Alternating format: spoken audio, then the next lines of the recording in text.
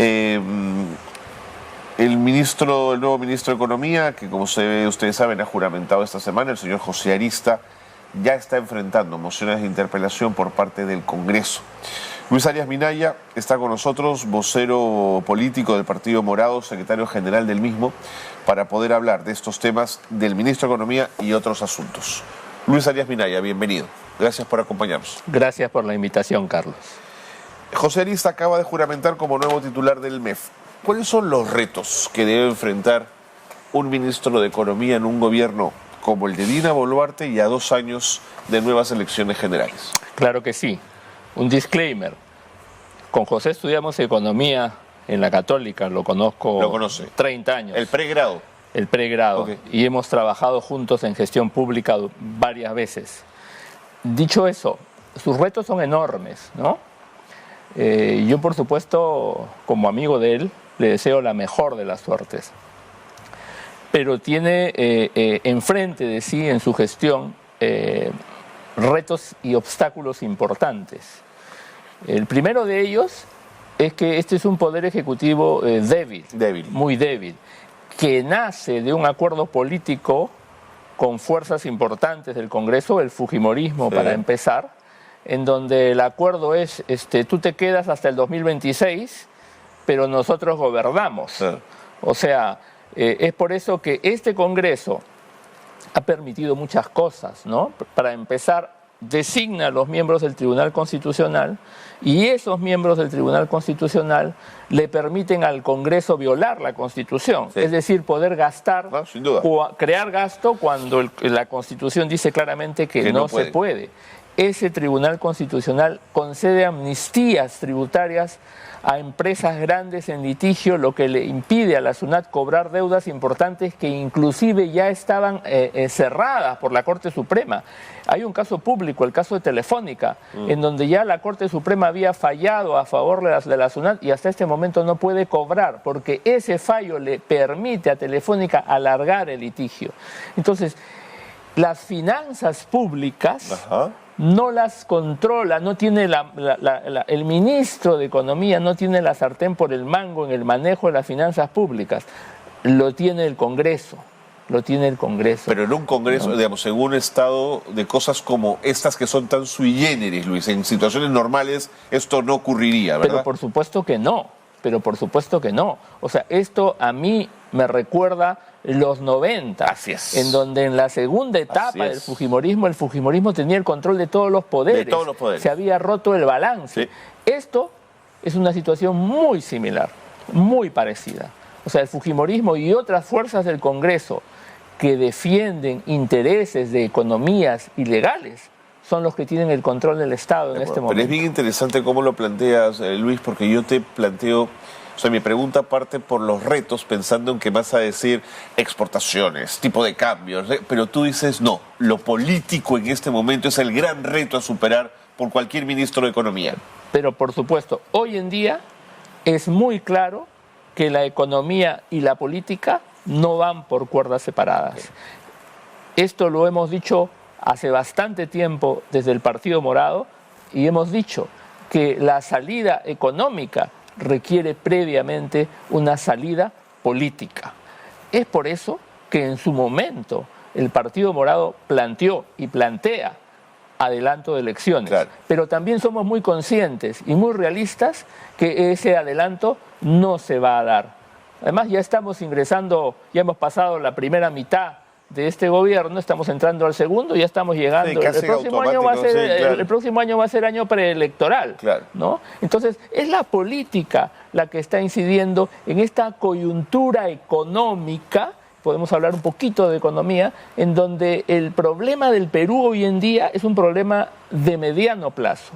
Es un problema de baja tasa de crecimiento que empieza primero en el 2015, ¿no? Cuando acaba el boom de commodities, el superciclo de metales, y a partir del 2016 esto se complica por la caída de PPK y a partir de ahí tenemos 6 presidentes. Entonces tenemos que ser conscientes, quienes diseñamos políticas públicas, que hay un problema político que tiene que ser resuelto, que no solo genera inestabilidad e incertidumbre en la economía, sino que impide el que hagamos las reformas necesarias para retomar el crecimiento sostenido. No eres josearista, pero más allá de josearista y de los nombres, si es así, entonces, si a alguien le ofrecen un Ministerio de Economía y Finanzas con este margen de cosas que has mencionado, lo que tendría que decir es: yo no puedo aceptar un cargo como este. Es decir, ser ministro de Economía en estas circunstancias, ¿qué significa, Luis?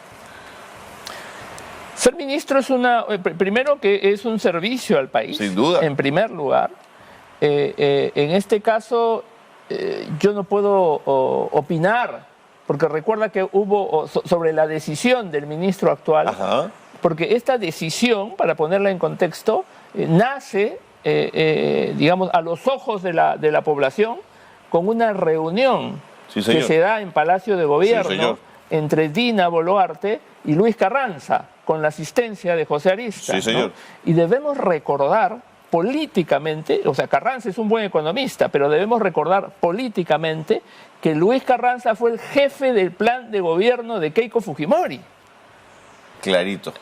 Entonces, ¿quién está poniendo el ministro de Economía en el país? El fujimorismo. Te entiendo por dónde vas. Te entiendo por dónde vas. O sea, no es que llamen a cualquier técnico a ofrecerle el cargo, ¿no? No, claro, se ha negociado el cargo, ¿crees? Eso para ustedes es indudable. En política no hay, pues, coincidencia, ¿no? No hay Ahora, sigo con esto. Según una investigación exclusiva del Foco, Arista tiene 5 investigaciones fiscales en curso por delitos graves: peculado, negociación incompatible, colusión.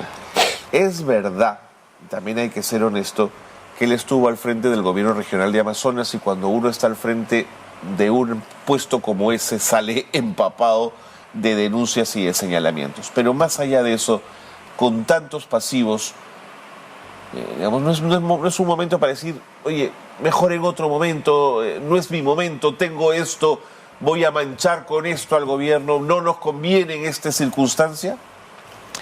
Yo creo que en este caso, por supuesto, la decisión la tomó Boluarte, pero yo creo que es el periodismo el que tiene que mirar caso por caso. Okay.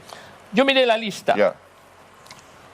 No eran 5, eran como 8 o 10.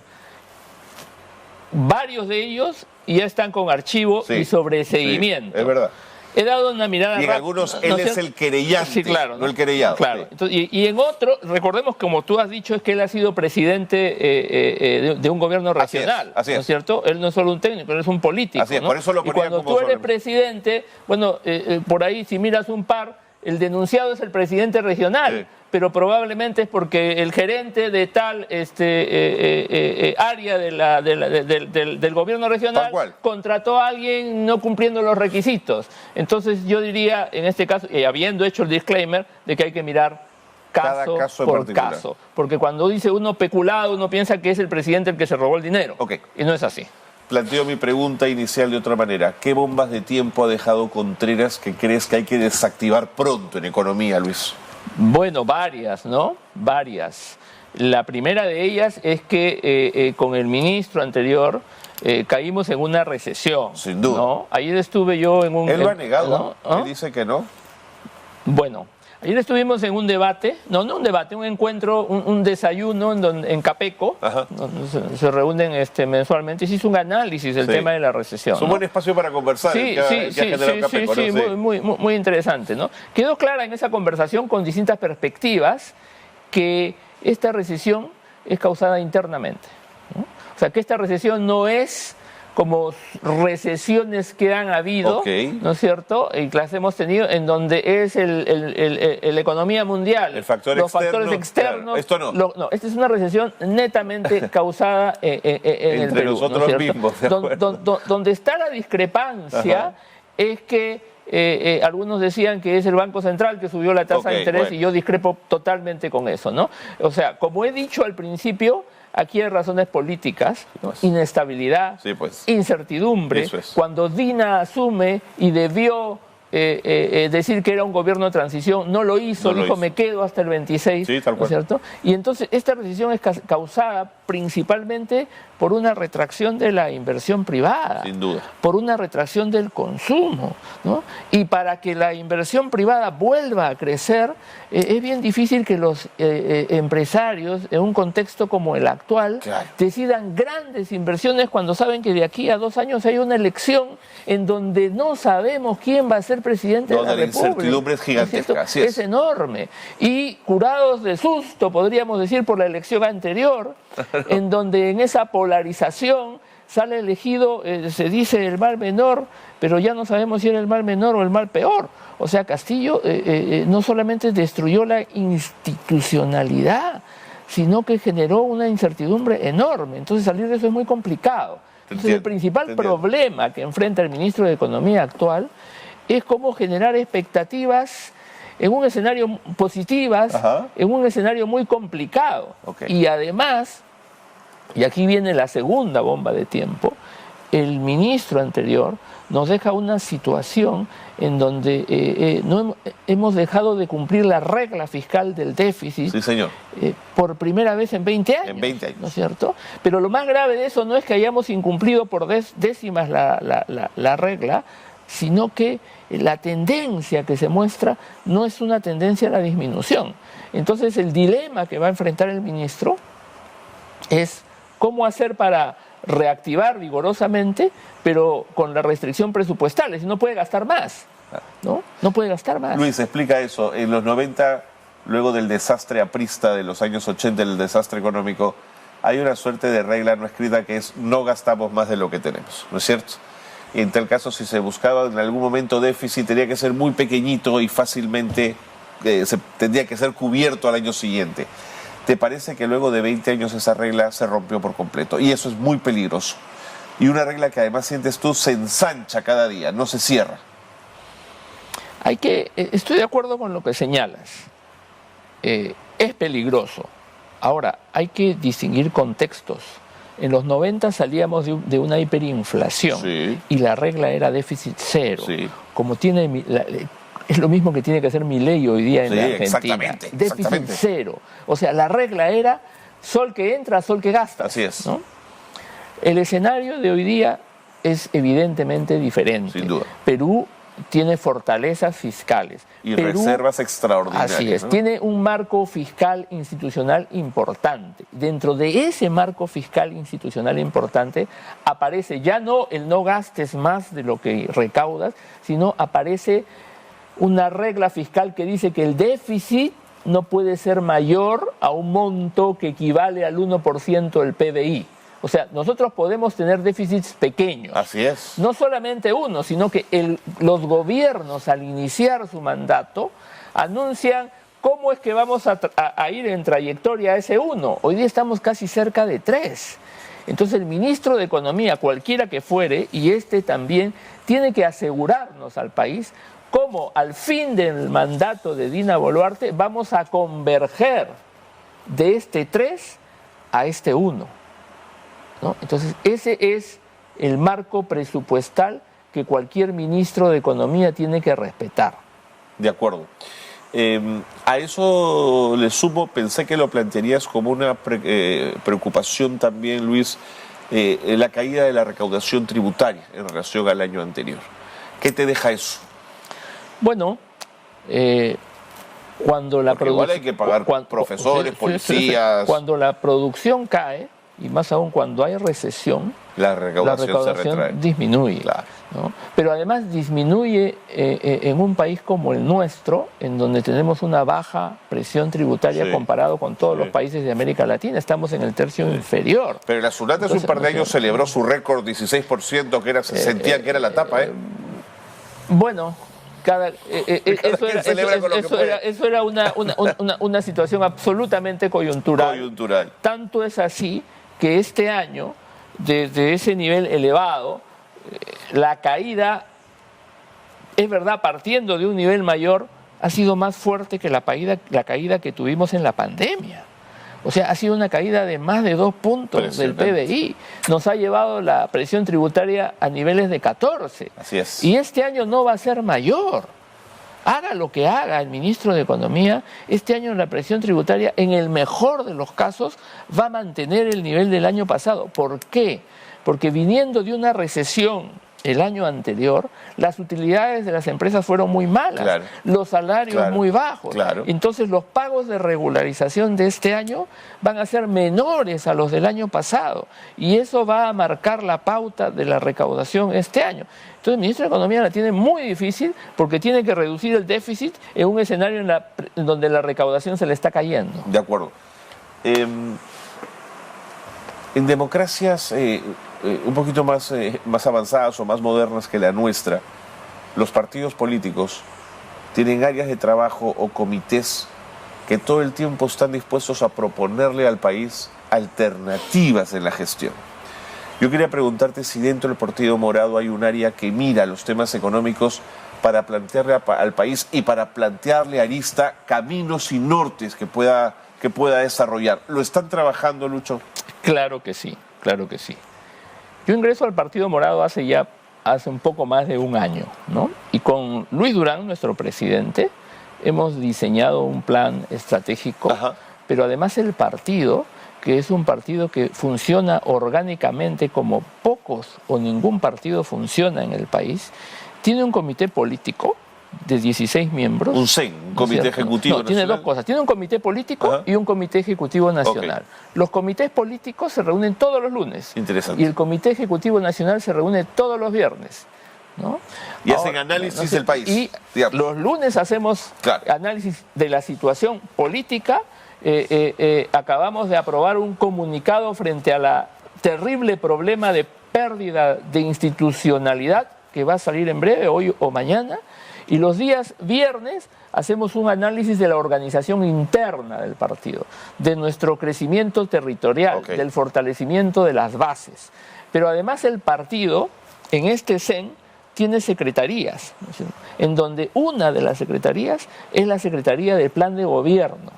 Y en este momento el partido está fortaleciendo esa Secretaría del Plan de Gobierno, estamos armando equipos, porque una de las fortalezas que tiene el Partido Morado es que está formado por un contingente importante de profesionales. O sea, el partido tiene especialistas en educación, especialistas en salud, especialistas en la parte climatológica, especialistas en medio ambiente. Entonces estamos conformando equipos y vamos a mantener esa tradición, esta sí que es buena, del Partido Morado, de hacer de construir no solo críticas, sino propuestas económicas. Ese era el punto de mi pregunta. ¿No es cierto? Propuestas económicas, primero que critiquen la coyuntura actual, pero que planteemos reformas hacia adelante. Señor. Pero una cosa importante, o sea, en un país en donde tenemos 25 partidos políticos inscritos y 12 y en donde vienen 10 o 12 más,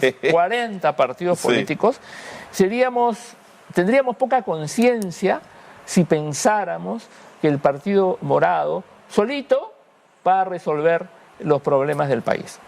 Por eso es que nuestro presidente lo ha señalado. ¿Qué propones? ¿Un frente amplio, aglutinar fuerzas? Lo ha señalado aquí, ¿no? Que nosotros estamos políticamente haciendo esfuerzos por construir un frente de centro sensato, democrático, digamos, porque nuestro país está polarizado. No, sin duda. Entonces, si no hacemos esfuerzos por construir un frente político importante de centro, de largo aliento, alejado de las posiciones polarizantes y extremistas en las que hoy vivimos, pues vamos a repetir en el 2026 el mismo escenario. Sin duda. Y vamos a tener que elegir nuevamente y muy probablemente entre los mismos extremos que tuvimos que elegir hace 3 años, ¿no? Es verdad.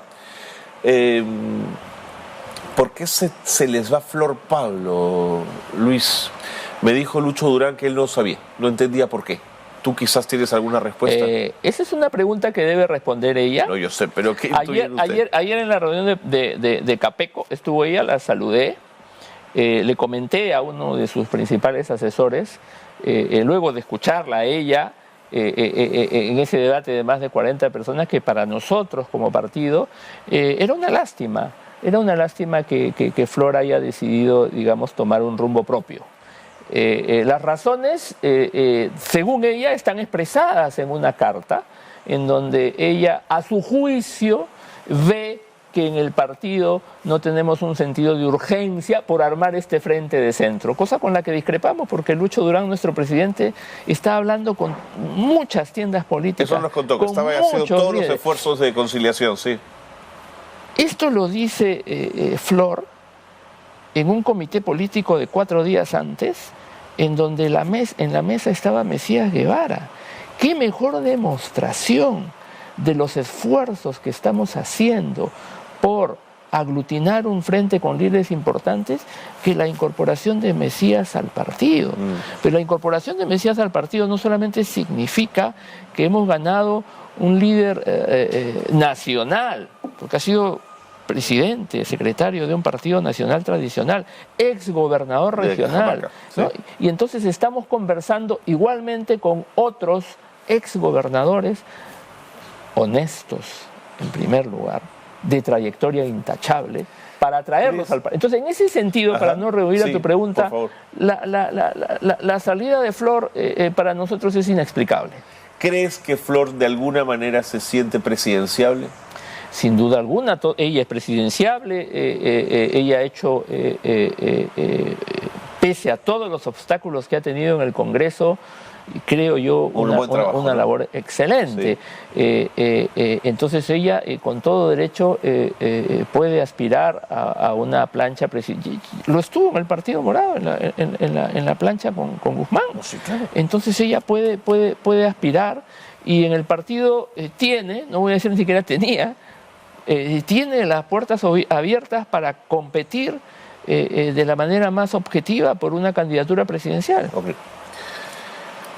Luis, ¿cómo nos enfrentamos o cómo fortalecemos una democracia que acaba de poner en evidencia que el Ministerio Público es una absoluta miasma, un caos, casi un mercado persa donde todo se compra y todo se vende? ¿Qué te ha dejado esa fotografía?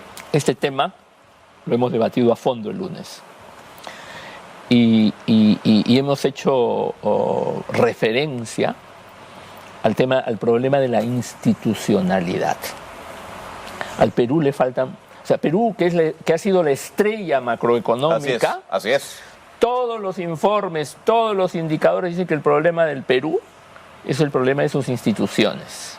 Y a eso se le ha añadido ahora el problema de la inestabilidad política, ¿no? Ya somos como Bolivia hace décadas, cada año un presidente.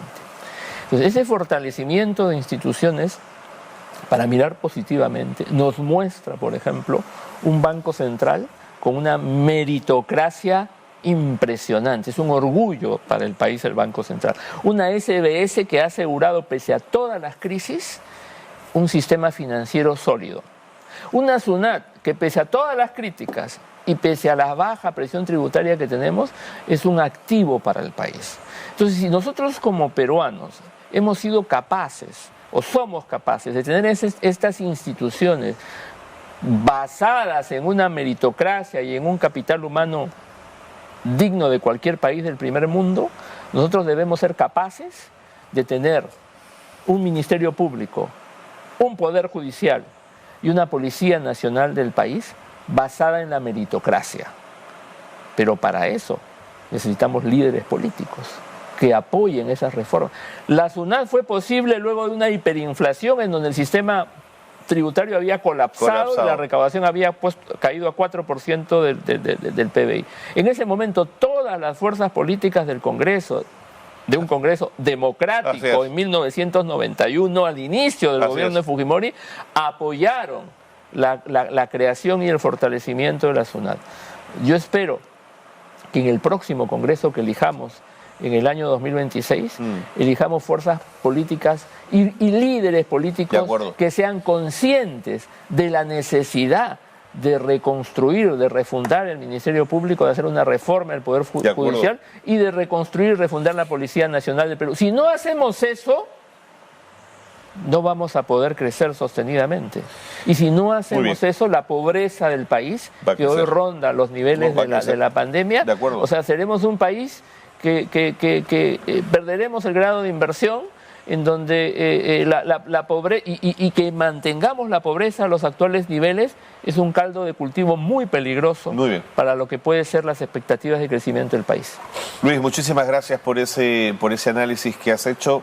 Además, una debilidad institucional que nos ha saltado en la cara justo en nuestra época republicana, donde más periodos democráticos consecutivos habíamos obtenido, ¿no es cierto? O sea, nos habla de las debilidades que tenemos que seguir enfrentando y que tenemos que corregir. Gracias por haber estado con nosotros y buena suerte a los esfuerzos del Partido Morado, como a de todos los partidos que estén buscando organizarse y aglutinar fuerzas.